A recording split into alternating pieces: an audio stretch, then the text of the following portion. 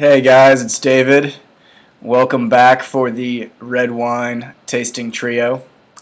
Today we're going to be going through three wines, starting with our Tempranillo 17 vintage, Estate Malbec, also 17 vintage, and then our 2018 vintage Cabernet Sauvignon. So to start things off, I'm going to give you guys a little bit of a history and a rundown, and the first wine we're going to be doing is the Tempranillo. So Tempranillo is a Spanish grape of origin. It is the most widely planted red wine grape in Spain. Classic in that Rioja style red wine. Fun fact, Spain actually has the most vineyard acreage in the world. That's because they have weird watering restrictions, so they have to have a lot more planting to yield a lot less fruit, but that's another story. Tempranillo, it's one of the better growing varieties here in Texas. Tends to be very heat resistant, which is good here. Likes the dry, arid soil and everything. We actually grow this on our estate as well as on some other vineyards that Steve and his crew are managing. So with this 17 vintage, it's going to have deep ruby, deep kind of garnet color to it.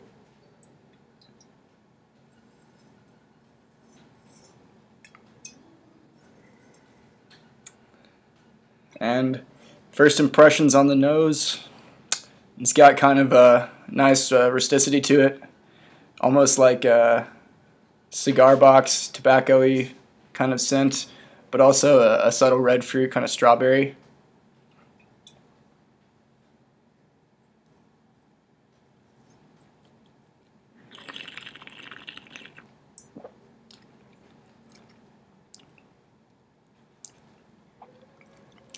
It's got some pretty good tannin structure. Hits you pretty soft to begin with, and then you can feel it more in the middle part of your tongue. On the mouthfeel, I get a lot of strawberry mixed with kind of some leather, a little bit of that tobacco hint that I was kind of mentioning earlier, and kind of a pepperiness as well. Again, this is a pretty versatile wine. It's a good food pairing wine, especially out here in Texas. It goes really well with all your smoked meats, all your barbecue, stews, brisket, anything good like that. So a little bit about the winemaking process. With this wine, as we do with all of our red wines, we bring them in, ferment in stainless steel. After the fermentation's done, we either will keep them in stainless steel and age them with oak alternatives, or we'll move them to barrel, allow them to barrel age for an extended period of time before bottling. So with this, we aged it in French oak barrels, some neutral, some had a little bit of oak presence, which is why you will get some of those toasty flavors, that tobacco, all that good stuff, that spiciness. And we aged them for 12 months.